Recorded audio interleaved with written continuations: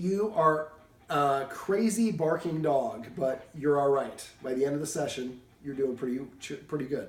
This is Huey, and this is his roadmap to success. Now, as you heard in the first video and both videos above, Huey is quite the barker. And what he was doing is demonstrating what we call demand barking. Basically, I think, and his guardian admitted this, that he has been very spoiled. So he's really gone through about 10 or almost 11 years without having really any rules. And his guardians have been unintentionally reinforcing the things they actually want to stop. He jumps up on them, they pet him. He barks, they pet him and pick him up. And so we've unintentionally trained him to do exactly the opposite of what we want him to do. So during this session, we really went back to how can we provide him with the leadership that he needs so that he can identify as being in a follower position. I think he thinks that he has some, one of his problems is leash aggression towards people and other dogs on walks. And I think that he thinks his human is so unable to take care of herself that he has to ward off any potential threat before it can even actually take advantage of her. So he sees another dog, she was letting him walk ahead of her on walks, he just freaks out and he's trying to scare that other dog away. So in order to change that, what we have to do is flip what I call the leader-follower dynamic. And the first way we talked about doing that was by enforcing rules, setting up rules and enforcing them consistently within that 3-second window. So one of the rules would be the dog has to, is not allowed on the furniture. Now, because he barks to such an extent and sleeps with his guardian, we're going to allow him to sleep with the guardian for a week or two until we get all these other things, kind of get him on the road to recovery. And so for the next couple weeks, he should not be allowed to get into bed unless the guardian invites him in bed. If he gets up, we're going to say the same thing we do with furniture, off one time. If he doesn't get off, we're going to put our hand behind it and firmly push him to the edge, but not all the way off. He should always do the work. Once he gets off, we're going to reach over and pet him and say, off. So we create a positive association and experience with getting off is actually a demotion. So this way he knows that this is something that will get attention from the human, and that will make him more inclined to want to do that. Just like all of us, dogs need motivation. So and you're doing very good, buddy. Other rules would be, and so for the bed, it should be only when I give the dog an invitation, then he jumps up on the bed once you're in bed first. Other rules, not being allowed to be within 7 feet of anyone who's eating. So if you're eating at this table here in front of the couch, then he has to be at least 7 feet away. Yeah, I'm sorry, buddy. Those are the rules. Let me see. Another rule, we're going to make him sit before we go in or out of a door. Now, manding is teaching a dog to sit to ask for things, and we spent a lot of the time going over a lot of different variants of manding. One of the examples would be petting with a purpose. So instead of petting him right now when he demands it, we're going to give him a counter order. If he jumps up on us, that's a way of, right now he's kind of poking at me. And if I continue petting him when he does that, that tells him, yes, you can tell the human what to do. So I wait for him to stop, and then I go to petting him when he stopped doing it, kind of like what I talked about in the video above. So for petting with a purpose, if he nudges you, scratches at you, barks at you, and you pet him, you're rewarding exactly the thing you want to avoid. So instead, tell him to sit. As soon as he sits, pet him on his chin and say the word sit. We want to keep that nose in the air because that's how proud dogs have their nose up in the air. We're just going to say the word sit, not good sit, not his name sit, just sit. If he's already sitting, ask him to lay down. Ask him to sit. If he's sitting here, ask him to sit here. He has to do something to change his state. Now, after we do this for long enough, he's going to realize I'm going to have to do something to earn my affection. I'm going to have to sit anyways. Why don't I just go and prepay? So he'll sit down in front of you to say I'm prepaying for some attention. When he does that, we do want to acknowledge and recognize that, and that's something I find most of my clients don't do. They focus all their time and energy on correcting the dog for the things it doesn't want to do and don't recognize and reward the dog for the good things that it does. So when he sits to prepay for attention or at any time, we want to pet him and say the word sit. And this leads me to what I call passive training. So basically, passive training is just narrating whatever the dog happens to do. Dog comes over here on his own, I pet him and say come. Dog sits down next to me, I pet him and say sit. Lays down next to me, on his own, I pet him and say crash or whatever the word is. His word is lay. So anything the dog does voluntarily, organically on its own, you simply monitor them, and as soon as they do that, within that 3-second window, pet them and say sit or whatever it is. Even though he knows how to sit, the more that you reward him for sitting, the more inclined he will be to sit when you're on the stairs or trying to go out the door, which is one of the rules that we have. You have to sit before we let you go in and out of a door. Remember, for that rule, if I go to the door and say sit and he doesn't sit, I walk away, spend 1 minute. Tell Siri, give me a 1 minute timer. After 1 minute, go back to the door and tell him to sit again. If he doesn't sit within 2 or 3 seconds, walk away for 2 minutes, next time for 4 minutes, next time for 8 minutes. Keep doubling the length of time until he sits right away. And then once that's the case, then as soon as he sits down, then the door should open. First, I would do it going out, but I would start doing it in, going through this door, going through the doors outside the building. We have steps going down the stairs. I would stop at each landing and make him sit there as well. and just we're making him kind of stop and settle and think and collect himself. A lot of people confuse excited for happy when it comes to dogs, but excited is an unbalanced state of mind. And for dogs, if a dog is excited and you try to do something with them, they're going to be more prone to make a mistake the same way I would if I'm overexcited and I'm trying to do something that's very detail orientated. So basically, one of the things we went over was teaching him how to stay calm throughout the leashing process. And I have videos on my website if you don't know how to do that, but it's just basically getting up and walking towards where the leash is, recreating all the steps, putting on our shoes, our jacket, picking up our keys, our sunglasses, boot bags, all that fun stuff. Anytime he moves in front of us, we lose interest and we go sit down. Or if he gets excited, we sit down. Now, the step that we got to, because we had a lot of issues to go over, buddy. Huey, you're a bit of a basket case in a good way. But basically, we were just getting to walking to where the leash was and picking up a jacket and being able to put the jacket on. And as soon as he walked in front, she would put the jacket down and sit down. Now, and at the end, we got to the point where she could put the jacket on, but when she reached for the leash, he got excited. I would take the jacket off and sit down and keep on repeating that until you can put your jacket on, grab the leash, and he stays seated. Once that's the case, then we're going to transition. Next time we do it, we go over there, we put our jacket on, and then we tell him to sit before we reach for the leash. And then he has to stay in a seated position.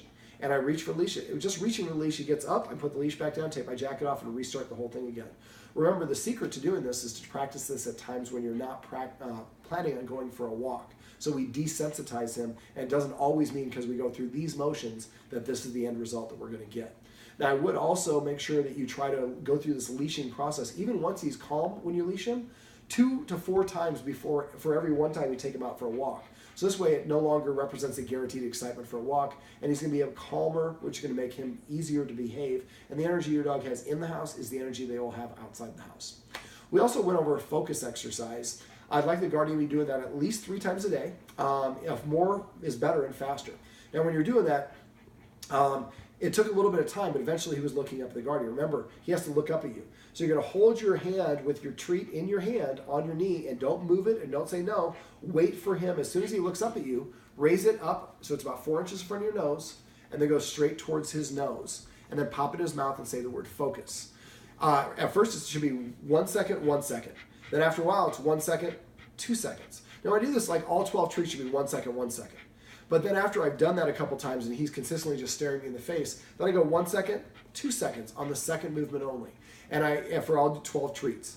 And then I would do that a couple more times until he's pretty much staring at you locked in for 2 seconds. Then we go to 3 seconds, 4 seconds, eventually go to 20 seconds on the second movement. But the first movement where you raise it off your knee is always 1 second. And never go straight to the dog's mouth. Make sure you raise it up so it's in between your eyes and the dog's eyes. That part is very important. He doesn't have to look at you in the eye, but he has to look at you in the face.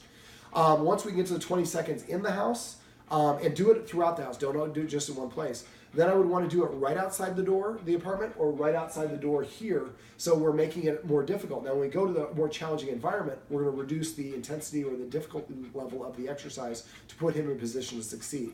So when we go out there, we might go back to 1 second, 1 second. Now at this point we can go 1 second, maybe for 5 treats. If he's staring at me, I might go to 2 seconds for the next 5 treats. You can accelerate the process. But remember, anytime that you're going like this towards him and he looks away, that means you haven't sufficiently developed that step. Back up 1 second and practice that one a couple more times before you try adding the second back in. Once you get to the point where you have this, if you see a dog at the end of the block, the next stage after you can do it outside here and outside here is to do it on walks. Yeah, for my mouth, buddy. But when you're doing it on walks, you're going to do it while you're walking, and you're not going to stop. And when you're doing it, you're not going to stop and turn and face him and go hold up your mouth. Just have treats in your hand. And every once in a while when you're walking, there's no dogs, no people around, just say focus. He looks up at you, start going towards his mouth and pop it in his mouth. First it may be at 3 or 4 seconds, but again, try to work up to the way of 20 seconds because that's when we're actually going to use this. We see another dog, we say focus, he looks up at us, and we're spending 20 seconds to get that treat delivered. And that gives us a chance to pass the other dog or to go around a corner or something so that we block his line of sight. Remember, anytime he is reactive to a person or a dog, we want to make sure we increase the distance. If you have to move around a building or a car or something to block his distance. When he's interacting with people, the people should avoid front-facing greeting as confrontational. This is actually really approachable, sideways. We're both facing the same way. Also, a person can lower themselves. Now, a lot of people like to show the dog, I'm a good person. I'm going to show you I'm a good person by touching you. And we're going through this. We talked about the Harvey Weinstein thing off camera. But just because a man doesn't feel he's sexually doing something inappropriate when he's trying to give a girl a shoulder massage, that's still inappropriate unless she's asked for it or he knows that she wants it. Wants one. Be careful what I say. And so same thing for the dog. The dog's like, I'm already barking at you. I don't want you to be near my guardian or me to begin with. You petting me is the last thing I want. So what I did, because he knows how to catch, is I would have a handful of treats with you. Every time you meet somebody on the street, ask them, hey, can you help us out? My dog's a little bit leery of strangers, and everybody wants to try to pet him. We're just trying to teach him that strangers mean good things. Would you mind just throwing a couple of treats to him? He can catch really well. Just don't wind up. Most people go 1, 2, and they throw the third one, and then it'll hit his nose. So just toss, and toss in the first one, and make sure it's a good toss so it just goes in his mouth. When it goes in his mouth, say the word catch. So you assign a word for that. And then have him do that for 2 or 3 treats. And if the dog seems calm and relaxed and you feel comfortable, first you're going to hold out a treat like this. Whoops. And let him lick it off their hand. And if he feels comfortable, they can try to pet him, but try to avoid reaching over the head. Be better underneath. And if the dog gets stiff, it's licking its lips, it's yawning, it's trying to back away, it's breathing fast, its eyes are dilated. Those are all signs that he's not comfortable with it. Never force your dog to do something he doesn't want. It breaks your trust between you and the dog and puts the dog in a position to fail. A lot of dogs get leash reactive because dogs have a fight or flight response. First thing I want to do is run away from it most times. Well, the leash prevents me from doing that. So I'm forced to be here while now I have to go to aggression. So if you give the dog the ability to feel like I don't have to run away, my human's going to make sure this other human doesn't try to do anything to me, I can trust my human. I feel more comfortable and more confident in my human, and I can let my guard down. I think a lot of his issue is he thinks he's on duty anytime he's out with his human out of the apartment or there's another human in the apartment. And so the more that we can create a positive association with people by tossing those treats and keeping a distance, after a while you'll approach people and he'll start wagging his tail, sit down, he's like, are you going to throw treats at me or what? That's exactly what we want, the power of positive dog training. Let me see, we also went over a stay exercise. We went for the 3 Ds, first for duration, then for distance, then for distraction. Make sure you get to 5 minutes before you go to distance. And again, the first time you go to distance outside the dog's eyesight, it should be 1 second, come back, walk all the way up to the dog, pop that treat in their mouth. At the end of practicing, make sure you toss that treat to the side, and so he goes over and gets it, and we say the word break or release after he goes into the treat goes in his mouth, so that way he understands, I can't auto-release, I have to wait for the release word. Not in between each iteration, but at the end if I practice 10 stays, and the 11th time I should toss that treat. But we want to do that because that's, again, another exercise that will help him develop some self-control. Also, teaching him some new tricks could also boost his self-esteem and make him less reactive. So go to YouTube, go to Google, easy dog tricks. Doesn't always have to be a trick, it could be a command too. Teaching your dog to back up or whatever it is. But even teach him to beg or do these fun things will make him feel better about himself, gives you different ways to redirect him, and also makes him feel better about the human because the human helped him achieve something that boosted his confidence and his self-esteem. I'd like the guardian to start feeding him in a more structured way like we went over. She should eat something first, even if she's not really eating. Just 5 tiny bites will work, and then the dog has permission to eat. Now, because he's quick and he's trying to go around, we put 2 boxes to kind of create a little bit of a barrier. There's a little bit of a space and a smaller area to defend.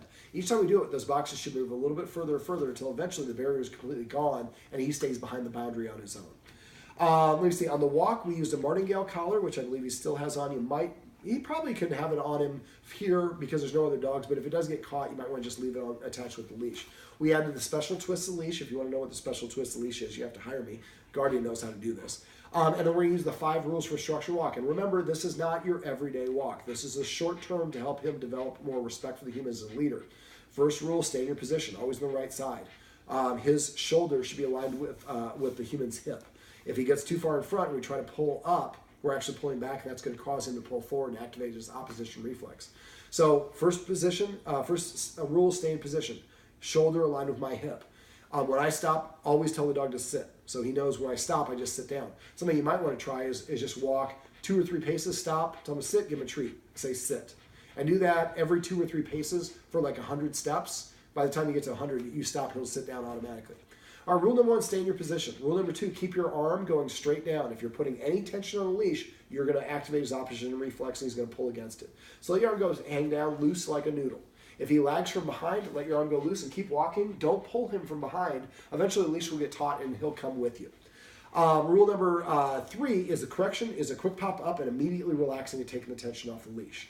You want to do that really quick. You want to pull it up and down so fast he doesn't have a chance to pull against it.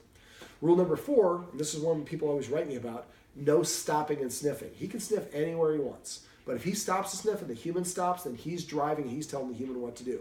And the dog's nose controls 60% of their brain. So if he stops to sniff, you'd be holding him as a T-bone steak. He can't pay attention even if he wants. So let him sniff as you're going, unless it's a reward period. And then the fifth rule is no marking. I'm going to let him pee when we first go out the door, and then we're not peeing again anywhere else in the walk. Walk next to the thing that he likes to pee on. Just don't stop. If you stop, he will guarantee pee on it. And just keep on going so that he understands just because I want... He's trying to say this is Huey's fire hydrant. Come and see Huey for babies. This is Huey's fence and all that fun stuff. And again, it's all indicative of him thinking that he has a leadership position when he actually is to have a follower position. But again, when you're going on walks, you stop on the stairs, stop on each landing, make him sit before each door, and do that both ways, coming and going. Another general rule is to not walk around him. Leaders do not defer to followers. So if he's standing in your way, walk through him. He needs to learn the choreography is for him to defer. If he's asleep, you can step over him and do that. That's different. Let me see what else. I think that's just about it. I'm sure I'm probably forgetting a lot of little things. If I am, I want the guardian to call me. I always tell my clients to call me or text me. I can usually help with a phone call without needing to come out for another session. There's nothing wrong with another session. He is such a demand marker. I would not be surprised with anyone. I don't think he will, but I wouldn't be surprised. But if you have any questions or problems, please call me or text me. The sooner the better. I have people that sometimes they don't feel like they're bugging me. They don't want to bug me. I don't consider it bugging me. I want to be here to support you. I can only do that if you let me know. Can't follow up with thousands of people every day. So make sure you let me know if you have questions, problems. Text is the fastest way to reach me. All right, well, I had a good time with you, buddy.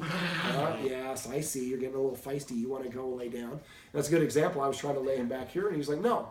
And so we don't want to push the boundaries or force a dog because that's the reaction that you'll get when you get biting and all the rest of the stuff we don't want. Right, Huey?